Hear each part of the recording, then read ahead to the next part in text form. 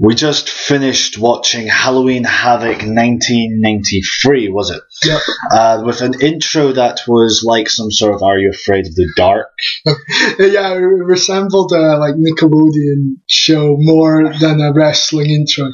I found this pretty funny. Like, if this was happen nowadays, it wouldn't be as good. No, because like it was sort of like trying something different. Yeah. Because it sort of happens with the WWE events nowadays, because they had that weird flashback thing that went on about Barack Obama's speech and all that stuff. Yeah. I thought it was all right. The whoever the commentator was, I can't remember his name, looking like Jimmy Carr.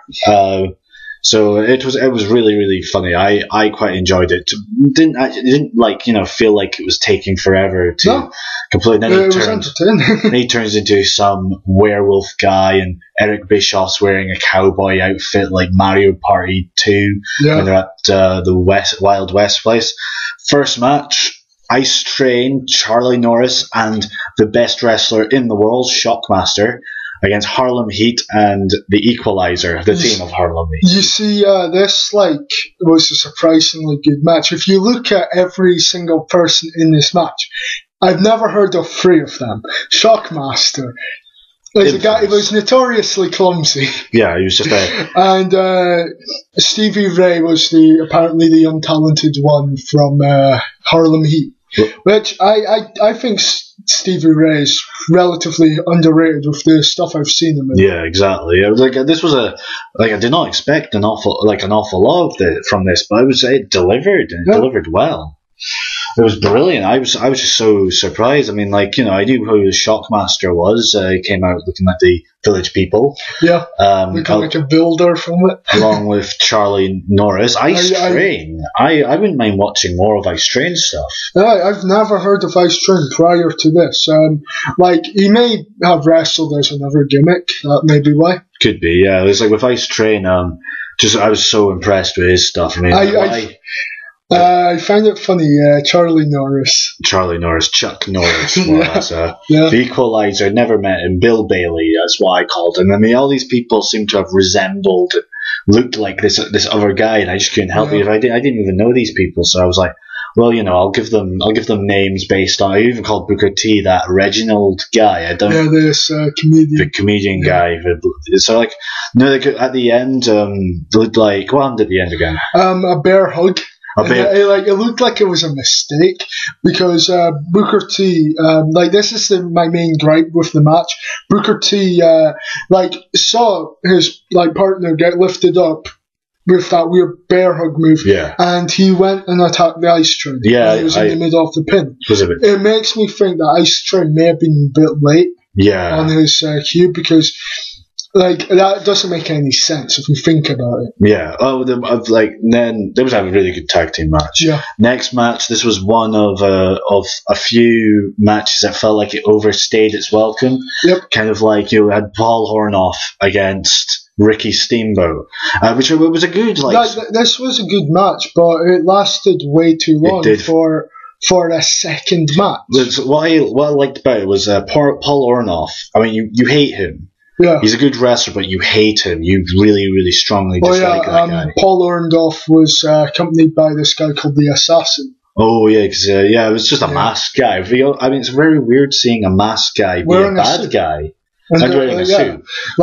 Because nowadays the only masked wrestler there is really is Rey Mysterio and Sin Cara, but in the mainstream, and neither one of those are heels. I mean, it was just very strange because because I have the mindset of nowadays where it's about the merchandise and having the guy with a mask be a bad guy. I mean, unfortunately that's the way it is today. Yeah. Felt when I say this match overstayed its welcome, I mean I enjoyed it. It's not a bad match. There were bits of the match that felt like it just went to a dead stop. Yeah. There was a point where Paul Orndorff was beating up Ricky Steamboat. Ricky Steamboat just stood outside of the ring. Oh yeah. And I think maybe he was a bit hesitant with jumping over the top rope into the ring, because like you'd probably be more used to jumping outside. Yeah. Like I think also it wasn't really done often back then. Well, it ended with what's his name? The ambassador, is it? The assassin. The assassin putting what seemed like a brass knucks or something like in his head, and then headbutting Ricky Steamboat. Sorry, you go. Like many wouldn't like this finish. Like he headbutted Ricky Steamboat in the back of the head. Oh yeah. And many wouldn't like this finish because it's a count out victory. But I assume that it just was continuing the feud, which is a pretty good thing. The next match was Lord Steven Regal against Davey Boy Smith, Bulldog, more or less. I mean, it was for the television title. Oh, so it was. Yeah, there was the two British people. They were like always going on about the fact that these two are British. Steven Regal being the posh guy, and Bulldog being the guy who like is kind of working class. Yeah. Kind of. It was another match that kind of like felt like it was too long, but and it ended with a draw. Which I mean, although like Steven Regal, aka William Regal, brilliant kind of like technician, as well as Davey Boy Smith, and they both have a similar background. They were both they both started in the world of sports scene. That's like British wrestling. They did, because we got a DVD of that. Yeah. And like this was pretty good because William Regal at the start was a bit hesitant with like locking up with him because he was like, oh, he's so disgusting, just grimacing at the fact that British Bulldog was all greasy and he's like, oh, why touch this commoner kind of thing. He was. It's funny because Steven Regal was with a guy called Will. Yeah, Sir William. Sir William. It was brilliant. I thought.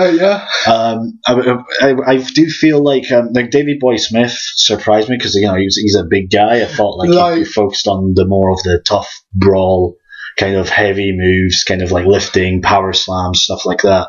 It was not to, again, it's just like the last match. Not to say that this was a bad match, but there were way too many rest holds. There was British Bulldog was about to do I think it's called the surfboard stretch. It's this thing that Jushin Thunder Liger does. That's all I know it as.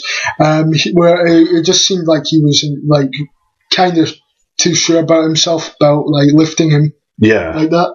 The next match was this match ended by time limit draw. But I liked the finish because you thought that British Bulldog was going to win. Oh yeah.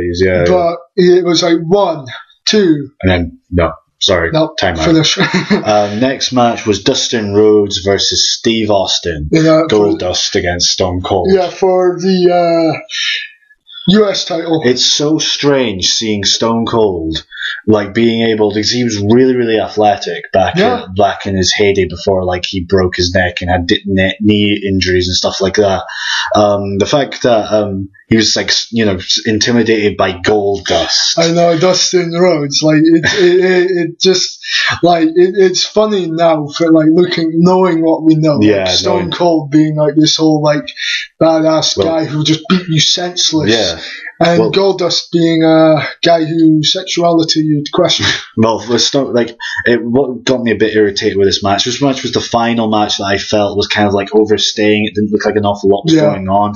At the start, Stone Cold always hanging out outside the ring, not doing an awful lot. They did picked up. They did the same thing. Yeah. Over at the start, they were going to go lock up, and then they just no. I'm not going to do that. Well, it's a bit it's good for a little bit, but when you're doing it for a good while, it gets a bit come on, just lock up. It ended with confusion more than anything. Stone Cold, I keep on calling him Stone Cold. Steve Austin pinned Dustin Rhodes, but not really. And then it was an upset victory where Dustin Rhodes pinned him. Or something like that. I can't. Dustin Rhodes, got pinned, but Stone Cold was using the ropes as leverage. Yeah, that was what. And the referee counted the 3, which kind of confused me because I was oh, Stone Cold won. Yeah. But then it was no, he continued the match and it was. And then Dustin.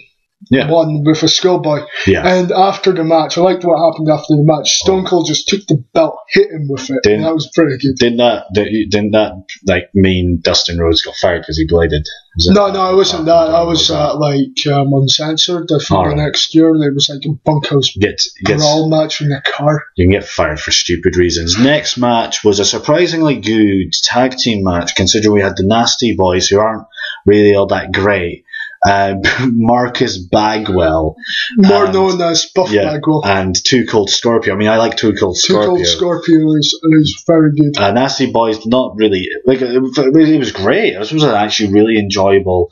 It was like that same tag team match that Road Dogg Billy Gunn against Headbangers, but better. Like, it had more time to it, and it felt like a bigger deal than like the Headbangers and New Age Outlaws. Yeah. Buff